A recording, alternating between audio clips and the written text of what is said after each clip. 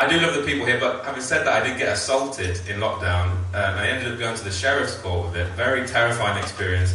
Because when you get there, everyone like comes in at the same time. Everyone's in the lobby. So I like joined like a queue, and I got to the front of the queue, and they're like, "No, this is a defendant's queue. Like you need the snitches area upstairs." So I go up, and I'm like, she's like, "No, you need the snitches room." And I'm like, "What's the snitches room?" She's like, "Look, don't worry, it's great. Like all the snitches are in there. You can play chess. Like everyone's like commenting on Glasgow Live articles, like snitch stuff, right?" So I go in there. It's literally like a room of like terrified people. Like there's a guy like shaking like this in the corner.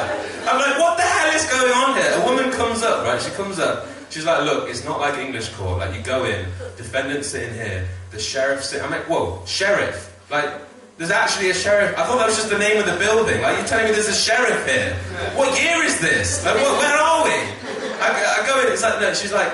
And no wonder everyone's fucking terrified. Like, you can't bring a sandwich from outside into the court, right? But when I get in that room, there's going to be a guy who could, like, shoot me with a revolver and then, like, ride a bunch of horses into the sunset. I'm fucking terrified.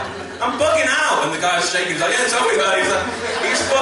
He's so upset. But then he interjects, right? And he says, "Look, I've got a real question.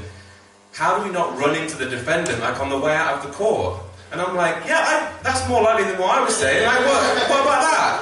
And I swear to God, a police officer like leaned into the conversation and said, "Look, lads, don't worry about running into defendants. We give you guys a half an hour head start." I'm like, sorry, I'm about to testify against this guy for chasing me. Like his crime was running after me. I need more than half an hour. Like what? Just tell him I'm dyslexic or something. I need extra time. It's not fair.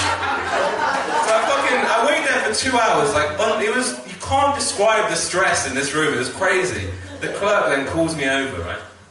He says, "Don't worry about it. He's actually testified. He's actually pled guilty at last minute. You don't have to testify. You can go home."